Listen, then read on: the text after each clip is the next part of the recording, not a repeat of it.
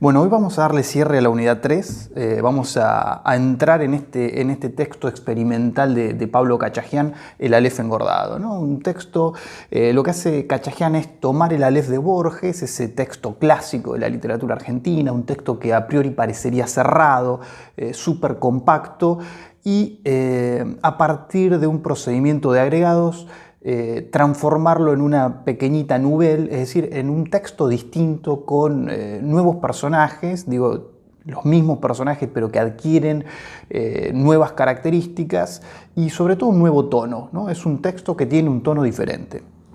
Lo lleva un poco más del doble de su extensión, ¿no? El texto original tiene 4.000 palabras, el Aleph engordado tiene 9.600, ¿no? Entonces, esta idea de apropiación me parece que nos permite activar un poco aquel marco teórico que veíamos cuando pensábamos la literatura digital, ¿no? Y el net art.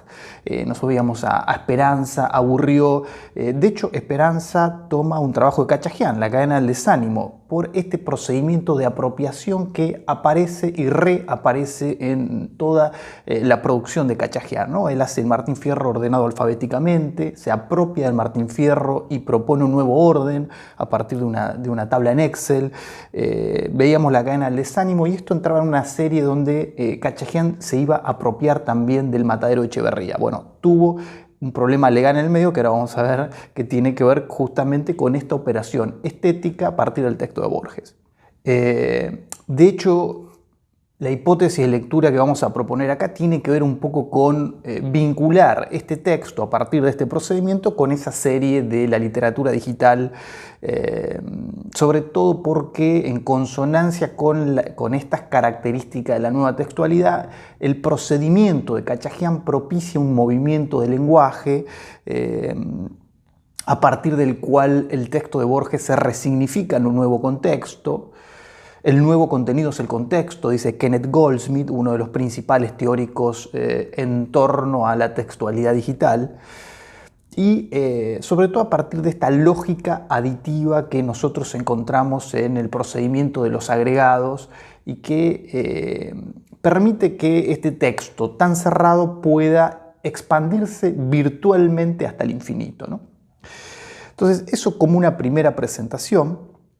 Y luego lo que les decía con respecto al problema legal que tiene Cachajian es importante para pensar varias cosas. Entonces, en principio presentamos este dato, que es el dato de su judicialización, ¿no? Porque Kodama en el año 2011 le inicia acciones legales acusándolo de plagio,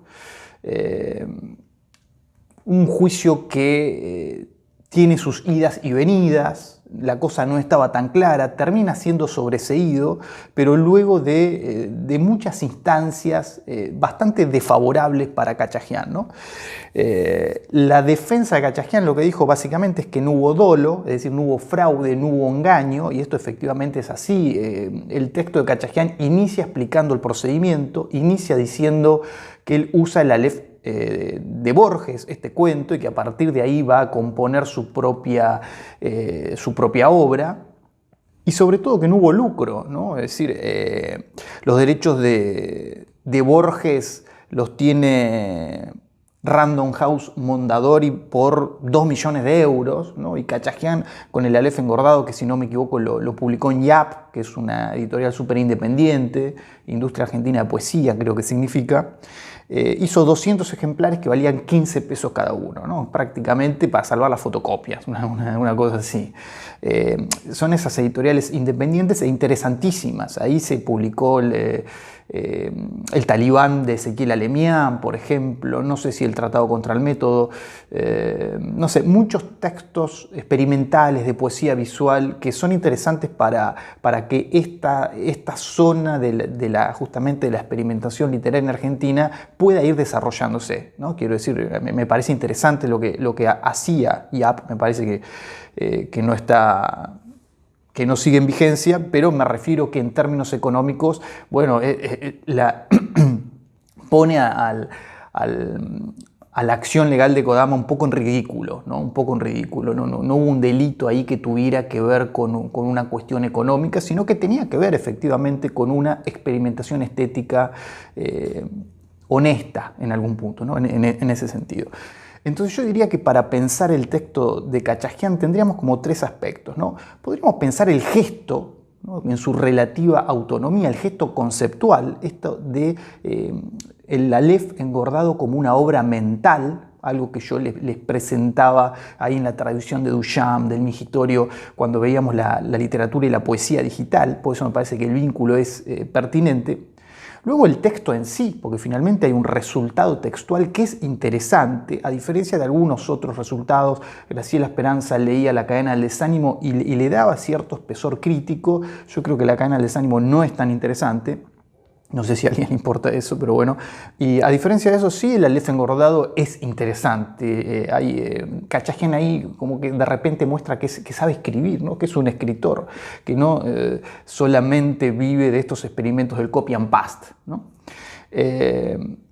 Y luego el Afer Khachagjian, porque a partir de la judicialización que propone Kodama se activa, ¿no?, se revuelve el hormiguero del campo literario. Y eso a mí me parece interesante, el hecho de que nos habilita a pensar con esta categoría que parecía perimida y que es la idea de campo, ¿no?, de Bourdieu. Yo creo que ahí se activan una serie de agentes que empiezan a mostrar sus poderes relativos, las tensiones, las distintas concepciones de literatura. Me parece que pasa algo interesante a partir de este hecho. De estos tres aspectos se ha leído sobre todo y mucho los dos que están en los extremos. El gesto conceptual de Khachagjian al hacer el Aleph engordado y el Afer Khachagjian, ¿no?, la revuelta que se armó, las discusiones públicas, etcétera, que ahora nosotros la vamos a presentar un poco. El texto en sí es lo menos leído, no se han hecho análisis pormenorizados. Entonces nosotros vamos a ver un poco esto de a ver cómo está funcionando en esas relaciones intertextuales, que en realidad más que intertextuales la categoría debería ser otra, ¿no?, porque es un poco más que mera intertextualidad. Entonces, en principio vamos a entrar al texto en sí. Yo le voy a presentar mis principales hipótesis, las vamos a ir pasando un poco por arriba, se las voy a ir explicando. No me voy a detener específicamente en cada ejemplo, no vamos a hacer un análisis pormenorizado de los fragmentos que yo fui recortando para hacer este análisis, porque se nos va a hacer larguísimo el video. De hecho, ya veo que vamos a ir haciendo varios videos. Pablo Khachagjian nos abre a cierta extensión. Yo esta clase la saco de un artículo que escribí para la revista Badebek que se llama Cuestión de peso, Pablo Khachagjian y su Aleph engordado. Entonces yo les voy a presentar las hipótesis que hay en ese artículo, no me voy a detener en los fragmentos y le voy a dejar el artículo en material complementario, abajo del todo en Moodle. No es obligatorio que lo lean, no es de lectura obligatoria, ¿no? Pero bueno, entiendo que hay un montón de fragmentos que enriquecerían en algún punto esto que yo voy a ir presentando bastante por arriba, y a quien le interese o quien quiera hacer el trabajo, porque finalmente después ustedes tienen que ir al texto y trabajarlo, les puede llegar a ser útil. Así que bueno, cortamos acá, video que sigue, empezamos con el texto en sí. Y voy a tratar de ser lo más breve posible. Vamos a ver cómo sale.